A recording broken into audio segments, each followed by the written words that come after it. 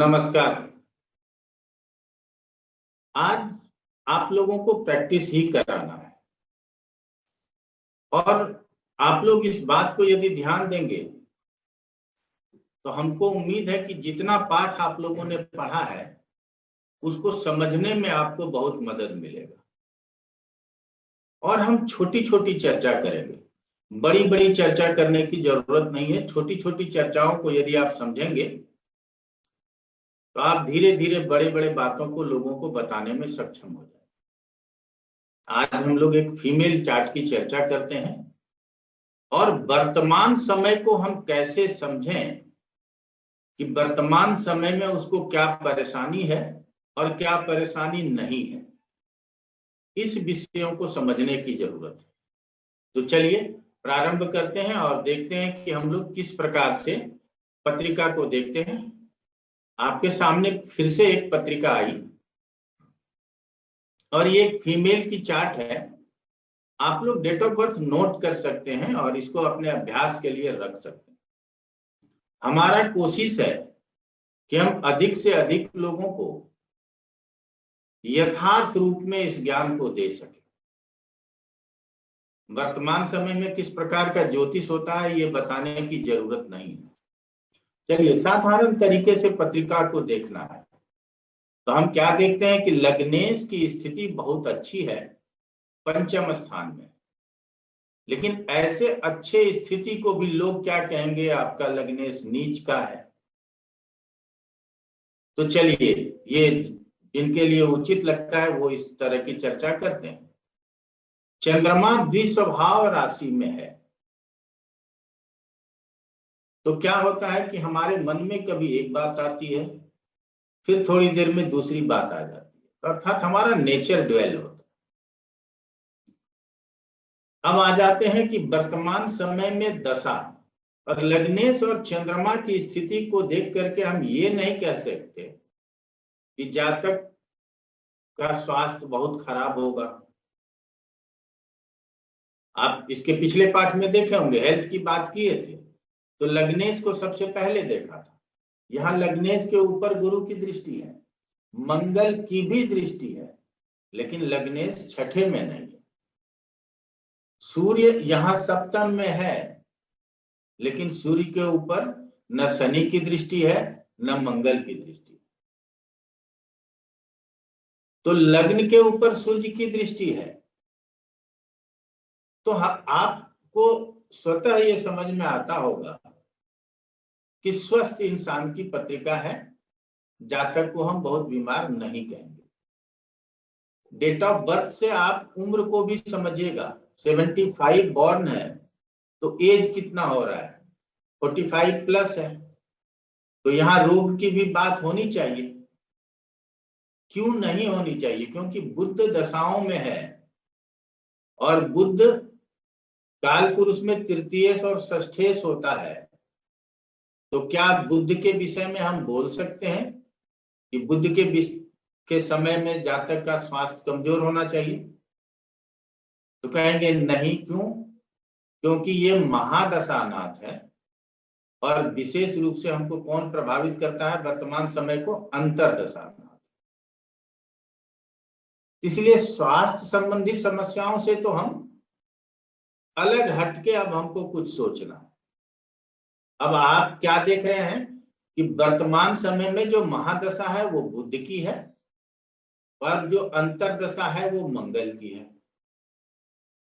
बुध पत्रिका में तीसरे और पांचवें स्थान का स्वामी है और मंगल पत्रिका में द्वादशेश और सप्तमेश है।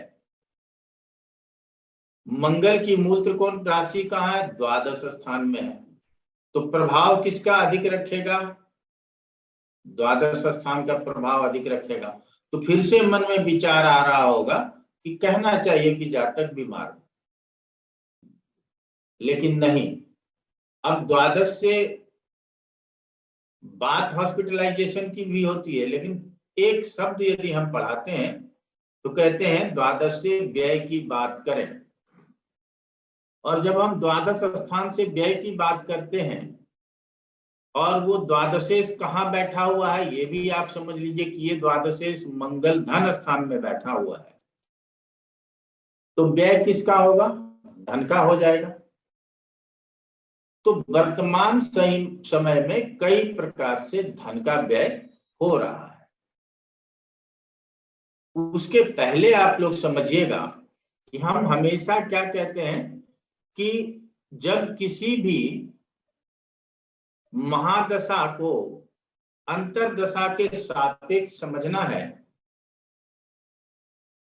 तो उसको लग्न के भी सापेक्ष समझना है। तो अंतरदशानाथ लग्न से दूसरा है, और लग्न से समझने के लिए आप लोग ये बात को नोट कर सकते हैं कि लग्न से दूसरा बहुत अच्छा नहीं कहा गया।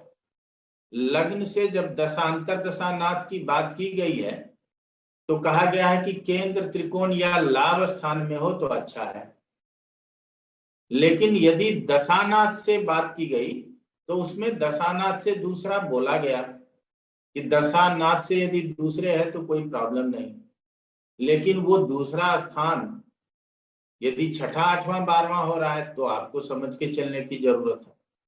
और यहाँ पे हम क्या देख रहे हैं, आप देखेंगे कि यहाँ जो स्थिति है और ये जो स्थिति है, ये जो दो स्टार हमने लगाए, ये इस दोनों स्थान को मारक स्थान कहते हैं।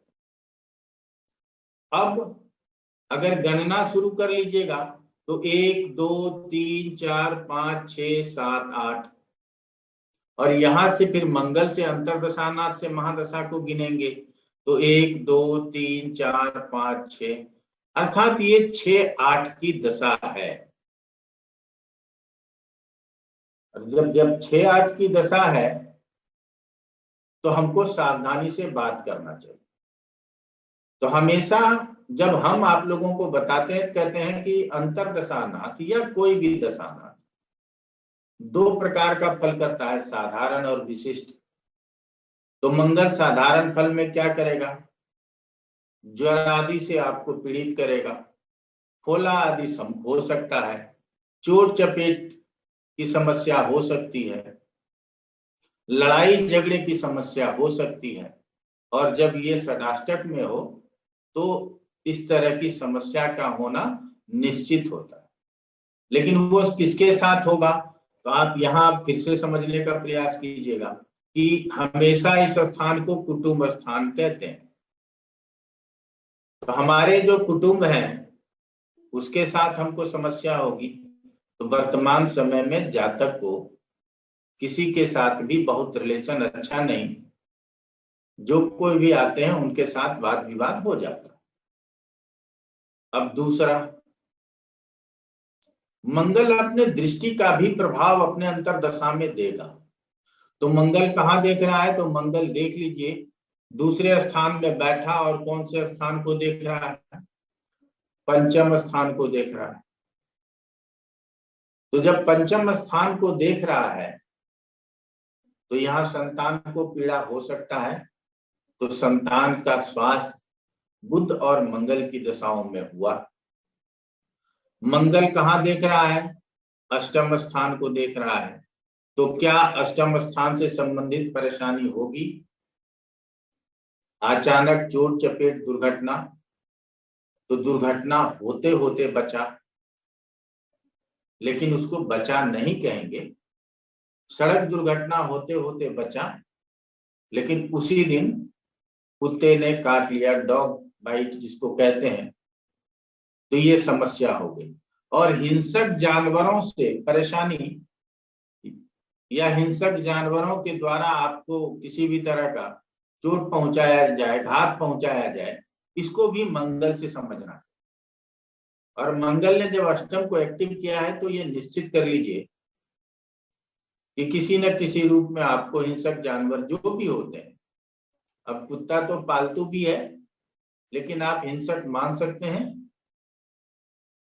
तो स्ट्रीट डॉग के द्वारा यहाँ पे घात प्राप्त हुआ। तो ये भी आपके समझ में आया होगा। अब मंगल यहाँ से नवम स्थान को दृष्टि डाल रहा है, तो घर में कोई भी शुभ और धार्मिक कार्य करने के लिए जा रहे हैं तो वो भी हमारा सफल नहीं हो पा रहा। मंगल चोरी आदि के विषय के लिए भी जाना जाता है। तो अचानक हानि होना, दुर्घटना होना,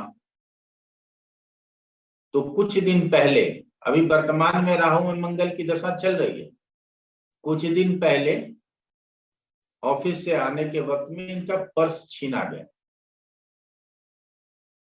तो आप समझ ही सकते हैं कि बुध और मंगल षडाष्टक में होने के कारण किस तरह से परेशानी दे रहा। और हम हमेशा क्या कहते हैं कि यदि षडाष्टक में ग्रह स्थित हो और वो लग्न या सप्तम स्थान से षडाष्टक बन रहा हो तो विशेष सावधानी की जरूरत होती है। इसको भी आगे हम लोग समझेंगे कि लग्न और सप्तम से षडाष्टक में विशेष सावधानी की जरूरत क्यों होती। और ये जून के बाद जुलाई से ये प्रारंभ हो गया है और आप लोग समझ सकते हैं कि अभी ये नवंबर समाप्त और दिसंबर प्रारंभ हुआ है और आगे ये जून 2022 तक इसको चलना है। तो इसको क्या उपाय बताना चाहिए, क्योंकि जो कोई भी आते हैं वो उपाय पूछते हैं। तो आप समझते हैं कि हमने कहा कि 6 महीने सावधानी के साथ निकालें। और पीड़ा यदि मंगल से है, क्योंकि अंतरदशा नाथ ही सबसे अधिक रिजल्ट करता है, तो मंगल का ही प्रार्थना करें। इसी से शायद सब कुछ ठीक हो जाए। लेकिन ये षडाष्टक होने के कारण ये भी कहना चाहिए कि यहाँ आपको कुछ न कुछ महामृत्युंजय जप करा लेना चाहिए। मैं ऐसी बात को बताता नहीं हूं, लेकिन चूंकि जो मैंने इनको बताया है वही आप लोगों के साथ भी शेयर करता हूं। तो हमने जो पीछे पाठ दिया आप लोगों को, अगर उस पाठ को क्रम से और लगातार आप पढ़ रहे हैं तो आप इस उदाहरण कुंडली को बहुत अच्छी तरह से समझ सकते। आगे आप लोगों को बताएंगे कि वो हमसे प्रश्न पूछे या न पूछे। यहां हमसे कोई प्रश्न नहीं पूछा गया, लेकिन जब हम मंगल से संबंधित परेशानियों को बोलना प्रारंभ किए तो लोगों ने एक्सेप्ट किया और हमने कहा कि ये परेशानी पिछले 6 महीने से चल रही है। मानसिक पीड़ा तो पिछले साल से ही चल रहा, लेकिन अब वो चंद्रमा की दशा समाप्त हो गई। तो अब क्या हो गया कि मंगल हमेशा फोर्स में काम कर, तो अब यहाँ पीड़ा दिखेगा भी और आप उसको बता भी सकेंगे। तो आप समझिएगा कि बुध में चंद्रमा से प्रारंभ हुआ पीड़ा वर्तमान समय तक चल रहा। तो हम जातक को सावधानी के लिए कह सकते हैं। तो हमने यही सलाह दिया। हम उम्मीद करते हैं कि आप लोगों को जो उदाहरण हम अभी बता रहे हैं वो आपके समझ में आता होगा। किसी भी तरह की परेशानी हो, कभी भी ऑफिस आवर में आप 10 बजे से शाम 7 बजे तक कॉल कर सकते हैं। यदि अध्ययन के लिए इच्छुक हैं तो हमारे कई प्रकार के पाठ्यक्रम चलते हैं, आप वहां नामांकन भी ले सकते हैं। बाकी YouTube पे जो भी पाठ आता है या जहां भी कोई पाठ आता है उसको भी यदि आप सरसरी निगाह से देखेंगे तो मैं दावा करता हूं कि आप अच्छा ज्योतिष सीख पाएंगे। सिर्फ आपको भरोसा करना है, विलंब से ही सही, लेकिन पाठ आपके सामने आता है, एक बार आप उसको जरूर देखें। और जो पहले दिन आज हमारे इस पाठ को देख रहे हैं उनको मैं ये कहूंगा कि पाठ हमारे रेगुलर क्रम से चलते। आप क्रम को पकड़ के आगे बढ़िए, फिर आप प्रैक्टिस में आइए, आपको एक एक बात समझ में आए। आज इतना ही कहेंगे। आप लोगों का बहुत बहुत धन्यवाद।